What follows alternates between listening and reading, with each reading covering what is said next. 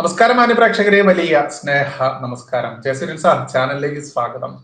മാന്യപ്രേക്ഷകരെ, ഇന്ന് നമ്മുടെ എല്ലാം പ്രിയപ്പെട്ട ഭാരതത്തിന്റെ ഉരുക്കു മനുഷ്യൻ എന്നറിയപ്പെടുന്ന സർദാർ വല്ലഭായ് പട്ടേൽ, അദ്ദേഹത്തിന്റെ 150ാം ജന്മദിനമാണ് എന്നുള്ളത് എല്ലാവരും വിസ്മരിച്ചു എന്നുള്ളതാണ് യാഥാർത്ഥ്യം. കാരണം സാമൂഹ്യ മാധ്യമങ്ങളിലൊക്കെ ഇത്ര കണ്ട് ഇടപെടുന്ന ഏതൊരാളും അദ്ദേഹത്തിന്റെ ജന്മദിനത്തെ കുറിച്ചൊരു പോസ്റ്റോ ഒന്നും ഇട്ട് കണ്ടിട്ടില്ല എന്നുള്ളതാണ് യാഥാർത്ഥ്യം.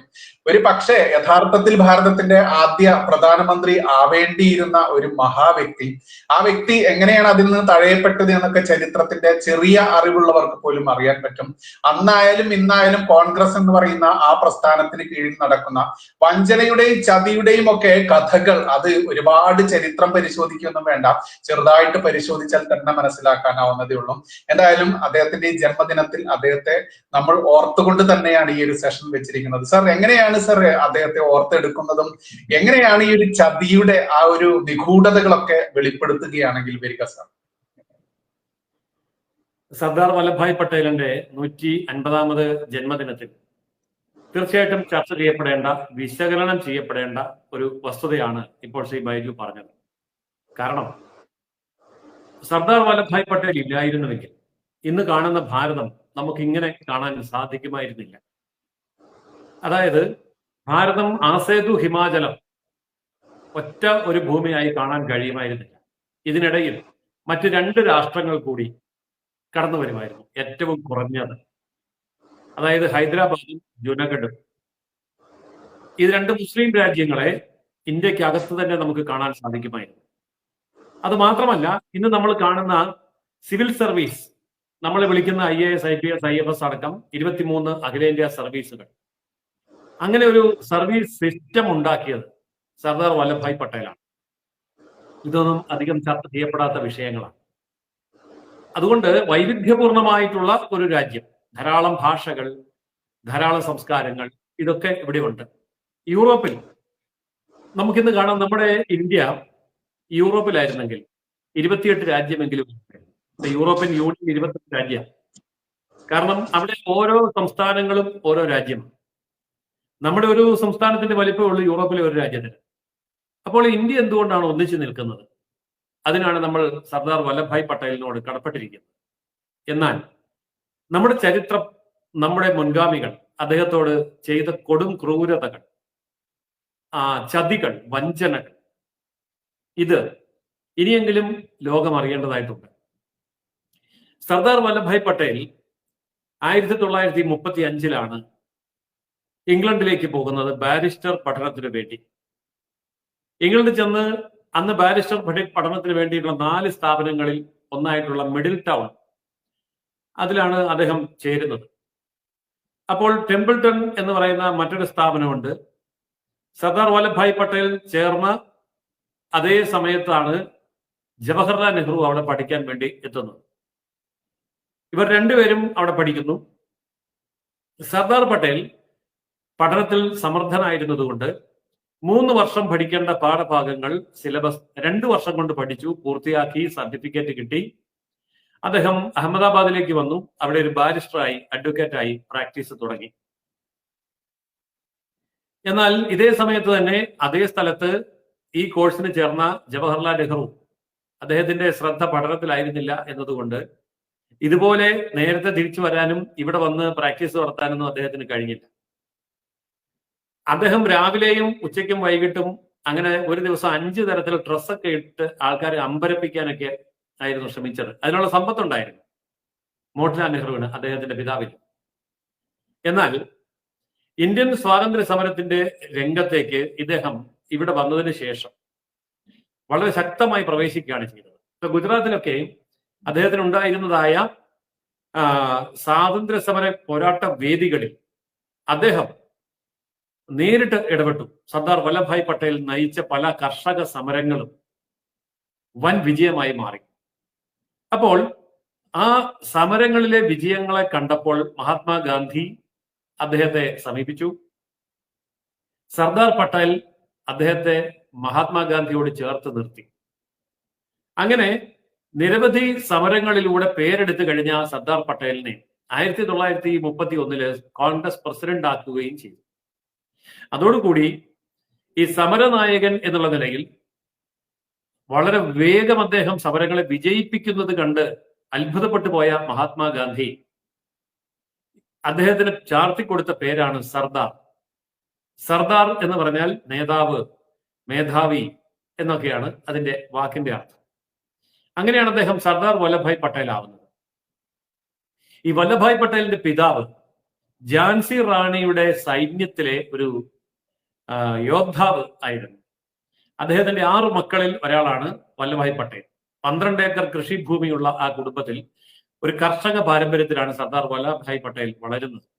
നമ്മൾ ഓർക്കണം, അങ്ങനെയുള്ള ഇപ്പൊ നമുക്കൊക്കെ 12 ഏക്കർ എന്ന് പറഞ്ഞാൽ വലുതായിരിക്കും. പക്ഷേ ഗുജറാത്തിലൊക്കെ 12 ഏക്കർ എന്ന് പറഞ്ഞാൽ നമ്മുടെ 12 സെന്റ് പോലെ അത്ര നിസ്സാരം. അവിടെ നിന്നാണ് അദ്ദേഹം കഠിനാധ്വാനത്തിലൂടെ പഠിച്ച് വളർന്ന് ഇംഗ്ലണ്ടിൽ പോയി ബാരിസ്റ്ററായി തിരിച്ചു വരുന്നത്. എന്നാൽ ജവഹർലാൽ നെഹ്റുവോ, അദ്ദേഹം സമ്പന്നതയുടെ നടുവിലാണ് ജനിച്ചത്, വളർന്നത്, ജീവിച്ചതും എല്ലാം. എന്തായാലും മഹാത്മാഗാന്ധി അദ്ദേഹത്തെ കണ്ടെടുത്തതോടുകൂടി, അദ്ദേഹത്തെ കോൺഗ്രസ് പ്രസിഡന്റ് ആക്കിയതോടുകൂടി സർദാർ വല്ലഭായ് പട്ടേൽ ആരാണ് എന്ന് ഭാരതം തിരിച്ചറിഞ്ഞു. തുടർന്ന് മുന്നോട്ട് പോയ കാലഘട്ടങ്ങളിൽ വല്ലഭായ് പട്ടേലിന് നെഹ്റുവിനേക്കാൾ കൂടുതൽ വലിയ ജനസ്വാധീനം ഉണ്ടായി. 2ാം ലോകമഹായുദ്ധം കഴിഞ്ഞു സാമ്പത്തികമായി തകർന്നു പൊടിഞ്ഞു പോയ ബ്രിട്ടൻ എന്ന് പറയുന്ന രാജ്യം പിടിച്ചു നിൽക്കാൻ കഴിയാതെ, അതായത് സാമ്പത്തികമില്ല, സൈന്യമില്ല, ഉദ്യോഗസ്ഥന്മാരില്ല, കോളനികളെ മുന്നോട്ട് കൊണ്ടുപോകാനുള്ള യാതൊരു ശേഷിയുമില്ലാതെ തകർന്നു പോയപ്പോൾ അവരുടെ പല കോളനികളെയും കൈയൊഴിയേണ്ടി വന്നു. ഗത്യന്തരമില്ലാതെ ഗതികേട് കൊണ്ട് വിട്ടൊഴിയേണ്ടി വന്നു. അതിനെയാണ് നമ്മളിപ്പോ എടുത്ത് സ്വാതന്ത്ര്യം കിട്ടി, മേടിച്ചു, പൊരുതി വാങ്ങി എന്നൊക്കെ പറയുന്നത്. ഞാനിതിങ്ങനെ പറയുമ്പോൾ നമ്മൾ രാജ്യത്തിനെതിരായിട്ടാണ് സംസാരിക്കുന്നതെന്ന് ആരും കരുതണ്ട. പക്ഷേ നമ്മുടെ രാജ്യത്തിന് സ്വാതന്ത്ര്യം കിട്ടിയപ്പോൾ തന്നെ സ്വാതന്ത്ര്യം കിട്ടിയ എത്രയോ നാടുകളുണ്ട്. അത് അന്വേഷിച്ചൊന്ന് പഠിച്ചു നോക്കൂ. അപ്പൊ മനസ്സിലാവും സ്വാതന്ത്ര്യം കിട്ടിയതിന്റെ രഹസ്യം. എന്തായാലും സ്വാതന്ത്ര്യം കിട്ടുമെന്ന് ഉറപ്പായി. 47 സ്വാതന്ത്ര്യം കിട്ടും എന്ന് ഉറപ്പായി. 1946 സ്വാതന്ത്ര്യം കിട്ടുമ്പോൾ ആരെയാണ് പ്രധാനമന്ത്രിയാക്കേണ്ടത്?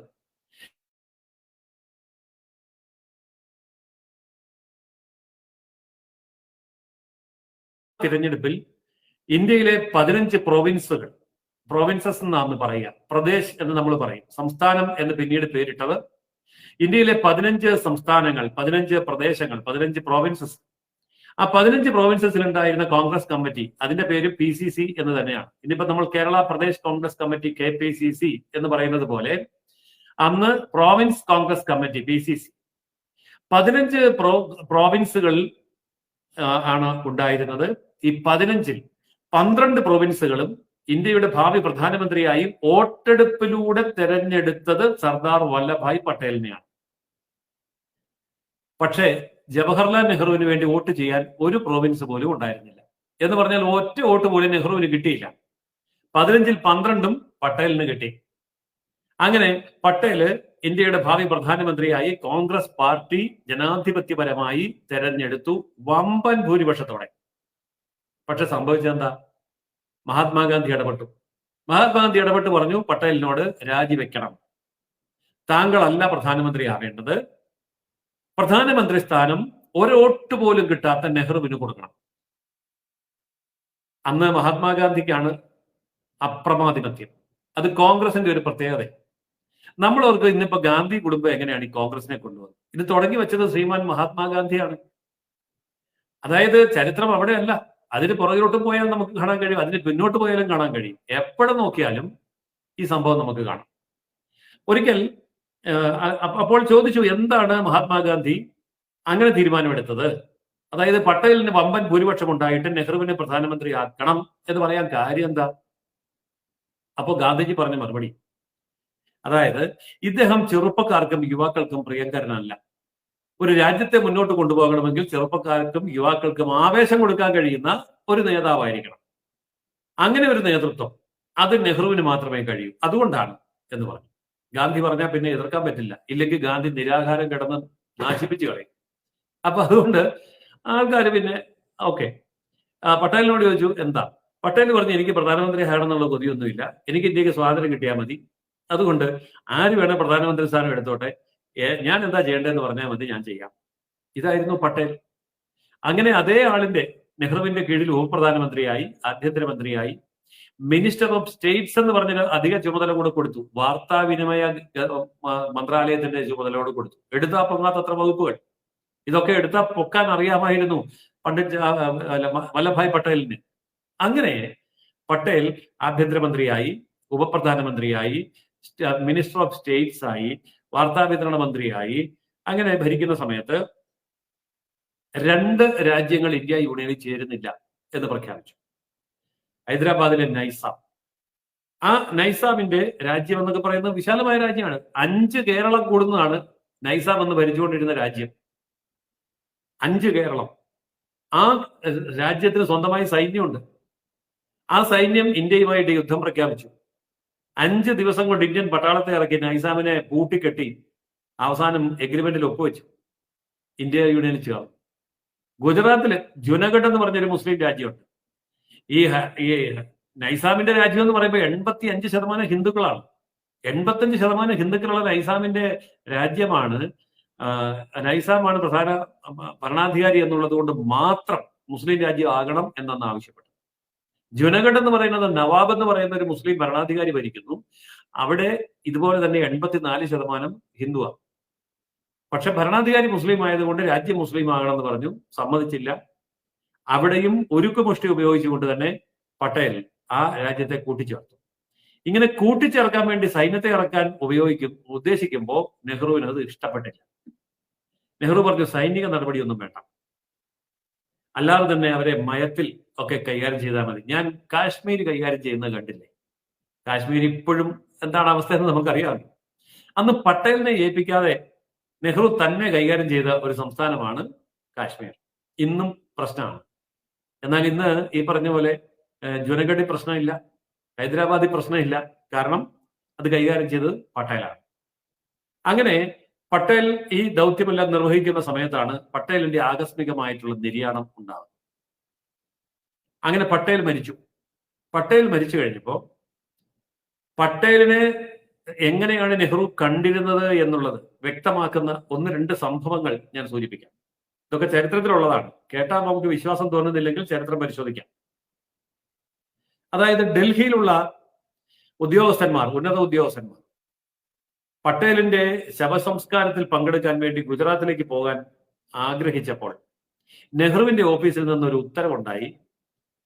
പട്ടേലിന്റെ ശവസംസ്കാരത്തിന് പോകാൻ ആർക്കും അവധി അനുവദിച്ചിട്ടില്ല, അല്ലെങ്കിൽ ലോസ് ഓഫ് പേ അവധി എടുത്തുകൊണ്ട് പോകണം. പിന്നെ പോകുന്നവർ സ്വന്തം പോക്കറ്റിൽ നിന്ന് പണം മുടക്കി വേണം യാത്ര ചെയ്യാൻ. നെഹ്റു ഇറക്കിയ ഉത്തരവാണ്. അപ്പൊ നെഹ്റുവിന് പട്ടേലിനോടുണ്ടായിരുന്ന ആദരവ് എന്താണെന്ന് വ്യക്തമല്ലേ? ഇത് ഒരു സംഭവം. അങ്ങനെ പട്ടേലിന്റെ ശവസംസ്കാര ചടങ്ങിൽ പങ്കെടുക്കുന്നതിൽ പോലും അക്ഷരാർത്ഥത്തിൽ വിലക്ക് ഏർപ്പെടുത്തിയ വ്യക്തിയാണ് പണ്ഡിറ്റ് ജവഹർലാൽ നെഹ്റു. ഇനി നമ്മുടെ മലയാളിയായിട്ടുള്ള വർഗീസ് കുര്യൻ, അമൂൽ കുര്യൻ എന്ന് നമ്മൾ വിളിക്കുന്ന ആനന്ദ് ഡയറിയുടെ, അമൂലിന്റെയൊക്കെ സ്ഥാപകൻ, അദ്ദേഹത്തിന്റെ ആത്മകഥയുണ്ട്. എനിക്കൊരു സ്വപ്നമുണ്ടായിരുന്നു എന്ന് പറയുന്ന ആത്മകഥയിൽ ചരിത്രം ആവർത്തിക്കുന്നു എന്ന് പറയുന്ന ഒരു അധ്യായമുണ്ട്. ആ അധ്യായത്തിൽ അദ്ദേഹം സാക്ഷിയായ ഒരു സംഭവം പറയുന്നുണ്ട്. അതായത് അഹമ്മദാബാദിലൂടെ അദ്ദേഹം യാത്ര ചെയ്യുമ്പോൾ വഴിയിൽ ഒരു ആൾക്കൂട്ടം കണ്ടുകൊണ്ട് അദ്ദേഹം അവിടെ ഇറങ്ങി. അപ്പോ അദ്ദേഹം ആൾക്കൂട്ടത്തിനടുത്തേക്ക് ചെന്നു. അവിടെ ഒരു സ്ത്രീ റോഡിൽ വീണ് കിടക്കുന്നു. അപ്പൊ ആൾക്കാർ എല്ലാം കൂടെ പിടിച്ചെഴുന്നേൽപ്പിക്കുകയാണ്.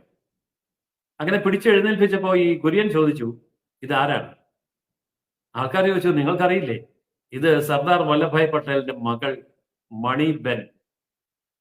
വൃദ്ധയാണ്, കണ്ണുകൾക്ക് കാഴ്ചയില്ല, കാലുകൾക്ക് തളർച്ച ബാധിച്ചിട്ട് പലപ്പോഴും വേച്ച് വേച്ച് വീഴും. ഞങ്ങൾക്ക് ഇവരെ നല്ല പരിചയമാണ്, അതുകൊണ്ട് ഞങ്ങൾ പിന്നെ വീട്ടിൽ കൊണ്ടാക്കും. ഇവര് അവിവാഹിതയാണ്. സ്വാതന്ത്ര്യ സമര കാലഘട്ടത്തിൽ മുഴുവൻ ജയിലിൽ കിടന്നു. സർദാർ വല്ലഭായ് പട്ടേലിന് വേണ്ടി മകൾ എന്നുള്ള അർത്ഥത്തിൽ ജീവിതം മുഴുവൻ ഒഴിഞ്ഞു വെച്ചു. വിവാഹം കഴിക്കാൻ കൂട്ടാക്കിയില്ല. സ്വാതന്ത്ര്യത്തിന് ശേഷം തികഞ്ഞ ഗാന്ധിയരായി ജീവിച്ചു. ലളിതമായിട്ടുള്ള ജീവിതം. അങ്ങനെയാണ് മണിബെന്നിനെ നമ്മുടെ അമൂൽ കുര്യൻ ആദ്യമായിട്ട് കാണുന്നത്. പിന്നീട് അമൂൽ കുര്യൻ ഈ മണിബെന്നിനെ വീട്ടിൽ പോയി കണ്ടു. കൂടുതൽ കാര്യങ്ങൾ സംസാരിക്കാൻ വേണ്ടി അദ്ദേഹം വീട്ടിലേക്ക് എത്തിയപ്പോൾ കണ്ട കാഴ്ച അതിനേക്കാൾ ഞെട്ടിക്കുന്നതായിരുന്നു. അമോൽ കുര്യൻ മണിബെന്നിനെ കാണാൻ വേണ്ടി ചെല്ലുമ്പോൾ അവര് നിലത്തൊരു പായ വിരിച്ച് അതിൽ കിടക്കുകയായിരുന്നു. ഇദ്ദേഹം ചെന്നപ്പോ അവരുടെ ആകെ ഒരു വിഷമം, ഇരിക്കാൻ ഒരു കസേരയില്ല കൊടുക്കാൻ. അദ്ദേഹം ആ പായയിൽ ഇരുന്നുകൊണ്ട് തന്നെ മണിബെന്നിനോട് സംസാരിച്ചു. അങ്ങനെ സംസാരിച്ചപ്പോ ഒരു ചോദ്യം ചോദിച്ചു, അല്ല, നിങ്ങൾ കോൺഗ്രസിന്റെ ട്രഷററായിരുന്ന ആളിന്റെ മകളാണ്. കോൺഗ്രസിന്റെ സമ്പത്ത് മുഴുവൻ കൈകാര്യം ചെയ്തിരുന്നത് സർദാർ വല്ലഭായ് പട്ടേൽ. എന്നിട്ടും നിങ്ങൾക്ക് ഈ ഒരു ഗതി വരാനുള്ള കാര്യം എന്താ? മണിബെൻ ഒരു സംഭവം നമ്മുടെ വർഗീസ് കുര്യനോട്, മലയാളിയായ വർഗീസ് കുര്യനോട് പറഞ്ഞു. സർദാർ വല്ലഭായ് പട്ടേൽ ഭരിക്കുമ്പോൾ അദ്ദേഹം കോൺഗ്രസിന്റെ ട്രഷറർ ആയിരുന്നു, ഖജാൻജിയായി. കോൺഗ്രസിന് അന്ന് ധാരാളം സമ്പത്തുണ്ട്. മരിക്കുന്ന സമയത്ത് അച്ഛന്റെ എല്ലാ കാര്യങ്ങളും നോക്കിയിരുന്ന മകൾ എന്നുള്ള നിലയിൽ അക്കൗണ്ട് എനിക്കറിയാമായിരുന്നു. കോൺഗ്രസ് പാർട്ടിയുടെ അക്കൗണ്ടിൽ കിടന്ന 35 ലക്ഷം രൂപ അത് ബാങ്കിൽ നിന്ന് പിൻവലിച്ച് ആ രൂപയുമായി ഞാൻ പണ്ഡിറ്റ് ജവഹർലാൽ നെഹ്റുവിനെ കാണാൻ ഡൽഹിയിലേക്ക് പോയി. അങ്ങനെ ഡൽഹിയിലെത്തി, നെഹ്റുവിന്റെ ഓഫീസിലെത്തി ഈ പണം അദ്ദേഹത്തിന് കൈമാറി. അങ്ങനെ കൈമാറുമ്പോൾ അദ്ദേഹം എന്റെ മുഖത്തേക്ക് നോക്കിയില്ല, പണത്തിലേക്ക് മാത്രമാണ് നോക്കി. അല്പസമയം ഞാൻ അവിടെ കാത്തു നിന്നു. എന്തെങ്കിലും നെഹ്റു ചോദിക്കും അല്ലെങ്കിൽ പറയും എന്ന് കരുതി. പക്ഷേ ഒന്നും വേണ്ടിയില്ല. ഞാൻ തിരിച്ചു പോന്നു. അമോൽ കുര്യൻ ചോദിക്കുന്നു, മണിബെൻ എന്ത് ചോദിക്കും എന്നാണ് നിങ്ങൾ കരുതിയത്? മണിബെൻ പറഞ്ഞു, ഇനി നിങ്ങൾ എങ്ങനെ ജീവിക്കും എന്നെങ്കിലും ചോദിക്കും എന്ന് ഞാൻ കരുതി. കാരണം എനിക്ക് പശുക്കളെ വളർത്താൻ മാത്രമേ അറിയൂ. അപ്പോഴേക്കും എനിക്ക് പ്രായമായിരുന്നു. പശുക്കളെ വളർത്താനുമുള്ള ശേഷി ഉണ്ടായിരുന്നില്ല. ഞാൻ അവിവാഹിതയാണ്. ശാരീരികമായിട്ടുള്ള ബുദ്ധിമുട്ടുകളുണ്ട്. എനിക്ക് എങ്ങനെ ജീവിക്കണമെന്ന് അറിയില്ലായിരുന്നു. അച്ഛൻ എന്നെ അതുമാത്രം പഠിപ്പിച്ചില്ല. രാജ്യത്തിന് വേണ്ടി സകലതും സമർപ്പിക്കാനേ പഠിപ്പിച്ചുള്ളൂ. പക്ഷേ അച്ഛനില്ല. അനാഥയാണ് ഞാൻ. രാജ്യത്തിന്റെ പ്രധാനമന്ത്രിയുടെ മുമ്പിൽ കോൺഗ്രസ് പാർട്ടിയുടെ മുഴുവൻ സമ്പത്തും സമർപ്പിച്ച് തിരിച്ചു പോരാൻ വണ്ടിക്കൂലി ഉണ്ടോ എന്ന് ചോദിക്കും എന്നായിരുന്നു ഞാൻ കരുതിയത്. പക്ഷേ തിരിച്ചു പോരാനുള്ള വണ്ടിക്കൂലി ഉണ്ടോ എന്ന ചോദ്യം പോലും നെഹ്റു ചോദിച്ചില്ല. ഇതാണ് മണിബെൻ പറഞ്ഞത്. ഇവിടെ നിന്ന് നമുക്ക് വ്യക്തമല്ലേ നമ്മുടെ നെഹ്റുവും ഗാന്ധിയും ഒക്കെ നമ്മുടെ പട്ടേലിനോടുള്ള നിലപാടെന്തായിരുന്നു എന്ന്. ഈ പട്ടേലിനെ പ്രധാനമന്ത്രി സ്ഥാനത്ത് നിന്ന് നീക്കി നിർത്താൻ മഹാത്മാഗാന്ധി കണ്ടുപിടിച്ച ന്യായമുണ്ടല്ലോ, നമ്മൾ നേരത്തെ ചർച്ച ചെയ്തില്ലേ? അതായത് ചെറുപ്പക്കാർക്കും യുവാക്കൾക്കും ആവേശം കൊടുക്കാൻ നിങ്ങളെ കൊണ്ടാവില്ല, അതുകൊണ്ട് നിങ്ങൾ മാറി നിൽക്കൂ, നെഹ്റു വരട്ടെ എന്ന് പറഞ്ഞ ഗാന്ധിജി 1939 ചെയ്ത മറ്റൊരു സംഭവം. അന്ന് ഇന്ത്യയുടെ ചെറുപ്പക്കാർക്കും വിദ്യാർത്ഥികൾക്കും മുഴുവൻ ആവേശമായിരുന്ന നേതാജി സുഭാഷ് ചന്ദ്രബോസ് ഇന്ത്യൻ നാഷണൽ കോൺഗ്രസിന്റെ പ്രസിഡന്റായിട്ട് തെരഞ്ഞെടുക്കപ്പെട്ടു. അതും വമ്പൻ ഭൂരിപക്ഷത്തിൽ തെരഞ്ഞെടുക്കപ്പെട്ടു. നെഹ്റു, ഗാന്ധി ഒറ്റക്കെട്ടായി നിന്നുകൊണ്ട് സുഭാഷിനെ തോൽപ്പിക്കാൻ വേണ്ടി ഒരു സ്ഥാനാർത്ഥിയൊക്കെ രംഗത്തിറങ്ങിയിരുന്നു. 8 നില പൊട്ടിപ്പോയി ആ സ്ഥാനാർത്ഥി. നേതാജി സുഭാഷ് ചന്ദ്രബോസ് ജയിച്ചു കഴിഞ്ഞപ്പോ ഇതേ ഗാന്ധിജി, മഹാത്മാഗാന്ധിജി അദ്ദേഹത്തോട് ആവശ്യപ്പെട്ടു, രാജിവെക്കൂ. അദ്ദേഹം ചോദിച്ചു, എന്തിന്? അല്ല, നിങ്ങളുടെ തീവ്രവാദ ലൈൻ അല്ല ഇപ്പോൾ ആവശ്യം. നമുക്ക് സമാധാനത്തിന്റെ മാർഗം, അഹിംസയുടെ മാർഗമാണ്. അതുകൊണ്ട് നിങ്ങളെപ്പോലെ കടുത്ത നിലപാടുള്ള ഒരാളിനെ കോൺഗ്രസ് പാർട്ടിയും രാജ്യവും ഇപ്പോൾ ആഗ്രഹിക്കുന്നില്ല. അതുകൊണ്ട് ശാന്തിയുടെയും സമാധാനത്തിന്റെയും വിട്ടുവീഴ്ചയുടെയും പൊരുത്തപ്പെടലുകളുടേതുമായ ഒരു മാനസികാവസ്ഥയുള്ള ആൾ വേണം കോൺഗ്രസ് പ്രസിഡന്റ് ആകാൻ. അതുകൊണ്ട് താങ്കൾ രാജിവെക്കണം. നേതാജി സുഭാഷ് ചന്ദ്രബോസ് രാജിവെച്ചിട്ട് അദ്ദേഹം കോൺഗ്രസിന്റെ പ്രാഥമിക അംഗത്വം പോലും വലിച്ചെറിഞ്ഞ് പുറത്തു വന്നിട്ട് ഫോർവേഡ് ബ്ലോക്ക് എന്ന് പറയുന്ന ഒരു രാഷ്ട്രീയ പാർട്ടി ആരംഭിച്ചു. ഇന്നും അതിന്റെ പൊട്ടും പൊടിയും ഒക്കെ ഇന്ത്യയുടെ ചില ഭാഗത്തുണ്ട്. പക്ഷേ ഞാൻ ഈ 2 സംഭവങ്ങൾ പറഞ്ഞത് നെഹ്റു ആണെങ്കിലും ഗാന്ധി ആണെങ്കിലും പട്ടേലിനോട് കാണിച്ച നന്ദികേടും അങ്ങേയറ്റത്തെ അപരാധവും ഈ രാജ്യം മുഴുവൻ ശാപം പോലെ ഇന്നും പേറേണ്ടി വരികയാണ്. ഏതായാലും ഇന്ന് അതിൽ നിന്ന് നമ്മൾ വിമുക്തമാകുമ്പോൾ, രാജ്യം വീണ്ടും അതിന്റെ അന്തസ്സും അഭിമാനവും തിരിച്ചു പിടിച്ച് തല ഉയർത്തി നിൽക്കുമ്പോൾ ഇവിടെ ഒരിക്കൽ കൂടി വിചാരണ ചെയ്യപ്പെടുന്നത് ഗാന്ധിജിയാണ്. എന്തുകൊണ്ട് ഗാന്ധിജിക്ക് അങ്ങനെയൊക്കെ ചെയ്യാൻ സാധിച്ചു? ആ കാരണം നമ്മളൊന്ന് അന്വേഷിക്കേണ്ടതായിട്ടുണ്ട്. അത് വലിയൊരു ഗൂഢാലോചനയുടെ കഥയാണ്, ഒരു വമ്പൻ ഗൂഢാലോചന. ആ ഗൂഢാലോചന ഇന്നും തുടരുകയാണ് ഇന്ത്യയിൽ. അതായത് 1919 മഹാത്മാഗാന്ധി വെറും മോഹൻദാസ് കരംചന്ദ് ഗാന്ധിയായിട്ട് ഇന്ത്യയിൽ വന്ന് കാലുകുത്തുന്നത്. അതുവരെ അദ്ദേഹം സൗത്ത് ആഫ്രിക്കയിലായിരുന്നു. ഈ സൗത്ത് ആഫ്രിക്കയിലായിരുന്നു എന്ന് പറയുമ്പോൾ നമ്മൾ മനസ്സിലാക്കേണ്ട ഒരു കാര്യമുണ്ട്. അതും ഇന്ത്യ ചർച്ച ചെയ്യേണ്ട കാര്യം. അതുകൊണ്ടാണ് ഞാൻ ഇതും കൂടി ഓർമ്മിപ്പിക്കുന്നത്. സർദാർ വല്ലഭായ് പട്ടേൽ അദ്ദേഹം പാസ്സായി കഴിഞ്ഞ ഉടനെ ഇദ്ദേഹം പാസ്സായി കഴിഞ്ഞ് ഗാന്ധി അങ്ങോട്ട് പോയി, സൗത്ത് ആഫ്രിക്കയിലേക്ക് പോയി. എന്താ കാര്യം? അവിടെ പോയാൽ നല്ല കേസ് കിട്ടും, നല്ല കാശ് കിട്ടും. അങ്ങോട്ട് പോയി. അതിനുശേഷമാണ് ഇന്ത്യയിലേക്ക് വരുന്നത്. അപ്പോൾ ഇതൊക്കെ ഒന്ന് മനസ്സിലാക്കേണ്ട ഒരു വസ്തുതയാണ്. അതായത് ഇവർ രണ്ടുപേരും ഒരേ സമയത്ത്, അതായത് സർദാർ വല്ലഭായ് പട്ടേലിന്റെ 35-ാമത്തെ വയസ്സിൽ അദ്ദേഹം ഇവിടെ പഠിക്കാൻ ചെല്ലുമ്പോഴും നെഹ്റു അവിടെ പഠിക്കാൻ ചെല്ലുമ്പോഴും ഒരേ വർഷമാണ് അഡ്മിഷൻ എടുക്കുന്നത്, ഒരേ സമയത്താണ് പാസ്സാകുന്നത്. പക്ഷെ അതൊക്കെ അങ്ങനെയാണെങ്കിലും ഗാന്ധിജി പാസ്സായിട്ട് ഇന്ത്യയിലേക്കല്ല വന്നത്, ഗാന്ധിജി പോയത് സൗത്ത് ആഫ്രിക്കയിലേക്ക്. എന്നിട്ട് അവിടെ നിന്നാണ് ഇന്ത്യയിലേക്ക് വന്നത്. അതെന്തുകൊണ്ടാണ് എന്നൊക്കെയുള്ളത് വീണ്ടും നമുക്ക് പഠന വിധേയമാക്കേണ്ട ഒരു വിഷയമാണ്. അത് സെപ്പറേറ്റ് ആയിട്ട് പിന്നീട് എടുക്കാം. എന്തായാലും അങ്ങനെ ഗാന്ധിജി ഇന്ത്യയിൽ വന്നു. ഇന്ത്യൻ നാഷണൽ കോൺഗ്രസിന്റെ നേതൃത്വം ഏറ്റെടുക്കുന്നു. ഒറ്റത്തവണ ഏറ്റെടുത്തിട്ടുള്ളൂ ഇന്ത്യൻ നാഷണൽ കോൺഗ്രസിന്റെ പ്രസിഡന്റ് സ്ഥാനം. അതോടുകൂടി ബ്രിട്ടീഷുകാർക്ക് ഒരു കാര്യം മനസ്സിലായി, കോൺഗ്രസ് ഇങ്ങനെ പോയാൽ ശരിയാവില്ല. ലോകമാന്യ ബാലഗംഗാധര തിലകന്റെ നേതൃത്വത്തിൽ അതിഗംഭീരമായിട്ട് അടിച്ച് മുന്നേറി വരികയാണ് കോൺഗ്രസ് ഇന്ത്യൻ രാഷ്ട്രീയത്തിൽ. അതിനെ തടഞ്ഞു നിർത്താൻ ബ്രിട്ടീഷുകാർ നോക്കിയാൽ പറ്റില്ല. അങ്ങനെ വന്നപ്പോ ബാലഗംഗാധര തിലകൻ മരിക്കുന്നു. ബാലഗംഗാധര തിലകൻ മരിച്ചപ്പോ രണ്ടാമതായിട്ട് കോൺഗ്രസ് ഒരു നേതാവ് വേണം. ഇവിടെ ബ്രിട്ടീഷുകാർ കയറി കളിച്ചു. എന്താ ചെയ്തെന്നറിയാമോ? ബ്രിട്ടീഷുകാര് ദുർബലനായ ഒരു വ്യക്തിയെ കോൺഗ്രസിന്റെ മുകളിൽ കൊണ്ടുവന്ന് പ്രതിഷ്ഠിച്ചിട്ട് അതിനുവേണ്ടി അവരൊരു തന്ത്രം പ്രയോഗിച്ചു. ഇന്ത്യ ചരിത്രത്തിൽ ഇനിയും വിശകലനം ചെയ്യപ്പെടേണ്ട ഒരു കാര്യമാണ് ഞാൻ പറയാൻ പോകുന്നത്. മഹാത്മാഗാന്ധിയോട് ബ്രിട്ടീഷുകാർ ചർച്ച ആരംഭിച്ചു.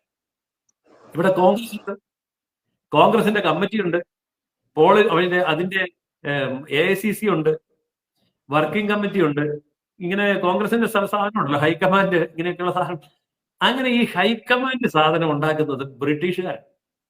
ആരാ ഹൈക്കമാൻഡ്? ബ്രിട്ടീഷുകാർ ആരോടാണോ സംസാരിക്കുന്നത്, ആരെയാണോ ചർച്ചയ്ക്ക് വിളിക്കുന്നത്, ആരെയാണോ പരിഗണിക്കുന്നത്, അയാളാണ് ഹൈക്കമാൻഡ്. അല്ലാതെ പദവിയൊന്നുമില്ല. ഇന്നും ഞാൻ ചോദിക്കട്ടെ, ഇന്ത്യൻ നാഷണൽ കോൺഗ്രസിന്റെ ഭരണഘടനയ്ക്കകത്ത് ഹൈക്കമാൻഡിനെ നിർവചിച്ചിട്ടുണ്ടോ?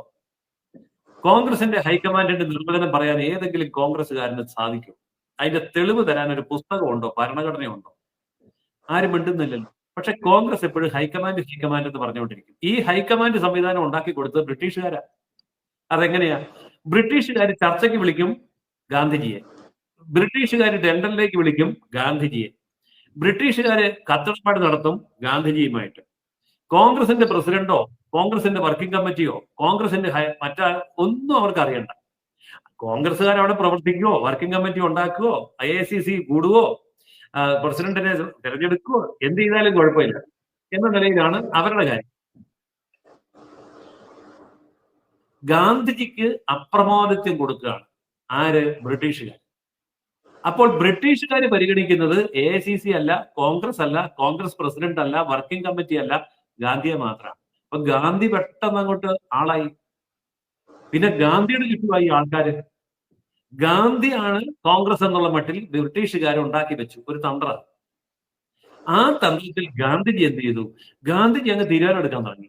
കോൺഗ്രസ്സുകാർ എന്ത് തീരുമാനിച്ചാലും, വർക്കിംഗ് കമ്മിറ്റി എന്ത് തീരുമാനിച്ചാലും, AICC എന്ത് തീരുമാനിച്ചാലും, മഹാഭൂരിപക്ഷം വോട്ടെടുത്തിട്ട് സുഭാഷ് ചന്ദ്രബോസിനെ ജയിപ്പിച്ചാലും പട്ടേലിനെ ജയിപ്പിച്ചാലും ഗാന്ധി കയറി പറയും വേണ്ട, രാജിവെച്ച് പുറത്തു പോകും.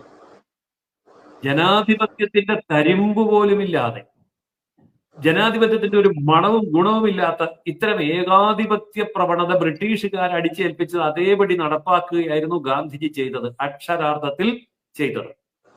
ഇത് ചരിത്രമാണ്. അങ്ങനെ വന്നു കഴിഞ്ഞപ്പോ പിന്നെ Gandhi is equal to Congress പറഞ്ഞാൽ നിരവധി ഒരൊറ്റ ഉദാഹരണം കൂടെ പറഞ്ഞ് ഞാൻ അവസാനിപ്പിക്കാം, സമയം കണ്ടമാനം പോകുന്നു. ഈ ഖിലാഫത്ത് പ്രസ്ഥാനത്തിന് ഗാന്ധിജി പിന്തുണ കൊടുത്തു. ഈ ഖിലാഫത്ത് പ്രസ്ഥാനം എന്താണെന്ന് ചോദിച്ചാൽ അത് തുർക്കിയില് അവിടുത്തെ മുസ്ലിം ഭരണാധികാരിയെ ബ്രിട്ടീഷുകാർ പുറത്താക്കിയപ്പോൾ അവർക്കെതിരെ സമരം ഉണ്ടാക്കി. ഇപ്പോ രസകരമായ ഒരു ചരിത്രം ആവർത്തിക്കുക. ഗാസയിലെ ഹമാസിനെ ഗാസയിലെ ആൾക്കാർക്ക് വേണ്ട എന്ന് പറഞ്ഞ പോലെ അന്ന് തുർക്കിയിലെ ഖലീഫയിലെ തുർക്കിക്കാർക്ക് വേണ്ട. തുർക്കിക്കാർ ഖലീഫയെ പുറത്താക്കാൻ ഇരുന്നപ്പോഴാണ് ബ്രിട്ടീഷുകാർ പുറത്താക്കിയത്. അവര് പകരം വേറെ ഭരണാധികാരിയെ വെച്ച് ഭരണം തുടർന്ന് മുന്നോട്ട് പോയി. അന്നേരം ഇവിടെ ഗാന്ധിജി എന്ത് ചെയ്തു? ഖിലാഫത്ത് പ്രസ്താവിച്ച് ഖലീഫയ്ക്ക് പിന്തുണ കൊടുത്തു. അങ്ങനെ ഖലീഫയ്ക്ക് പിന്തുണ കൊടുത്തപ്പോൾ മലബാർ കലാപം ഉണ്ടായി. 10,000-കണക്കിന് ഹിന്ദുക്കളെ കൊന്നൊടുക്കി. ഗാന്ധി കമാന്നൊരക്ഷരം മിണ്ടിയില്ല. ഖിലാഫത്ത് പ്രസ്ഥാനം പിൻവലിച്ചില്ല, നിസ്സഹകരണ പ്രസ്ഥാനം പിൻവലിച്ചില്ല. വർഷങ്ങൾക്ക് ശേഷം ചൗരി ചൗരായില് പോലീസുകാർ ഇറങ്ങി നാട്ടുകാർക്കെതിരെ വെടിവെച്ച് കൊന്നപ്പോ നാട്ടുകാർ സഹി കെട്ട് പോലീസ് സ്റ്റേഷൻ കത്തിച്ചപ്പോ 24 പോലീസുകാർ കത്തിപ്പോയി. അപ്പോ മഹാത്മാഗാന്ധി നിസ്സഹകരണ പ്രസ്ഥാനം പിൻവലിച്ചു. എന്തുകൊണ്ടാണ് മലബാറിലെ 10,000-കണക്കിന് ഹിന്ദുക്കൾ മരിച്ചപ്പോ പിൻവലിക്കാത്തത്? കാരണം പ്രതിപക്ഷത്ത് നിൽക്കുന്നത് മുസ്ലിമാണ്, പ്രതിസ്ഥാനത്ത് നിൽക്കുന്നത് മുസ്ലിമാണ്. അപ്പൊ ഗാന്ധി മിണ്ടിയില്ല. ഇതല്ലേ ഗാന്ധിജിയുടെ നിലപാട്?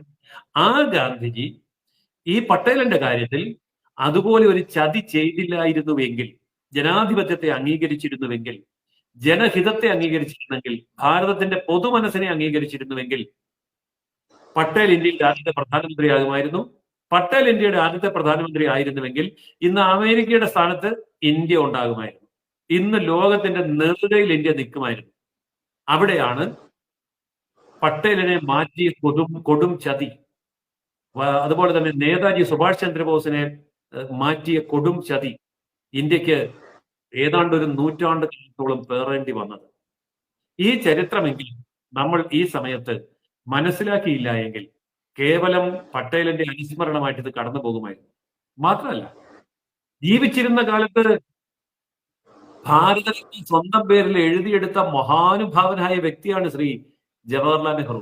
മരിച്ചു കഴിഞ്ഞാൽ ഒരുത്തനും എനിക്ക് തരികയെന്ന് അയാൾക്ക് നന്നായിട്ട് അറിയാം. അതുകൊണ്ട് ജീവിച്ചിരുന്നപ്പോൾ അങ്ങ് എഴുതിയെടുത്തു, ഞാൻ ഭാരതരത്നം. ഇന്ദിരാഗാന്ധി ഭാരതരത്നം. പണ്ഡിറ്റ് സർദാർ വല്ലഭായ് പട്ടേൽ മരിച്ച് 41 വർഷം കഴിഞ്ഞിട്ടാണ് അദ്ദേഹത്തിന് ഭാരതരത്നം കിട്ടുന്നത്.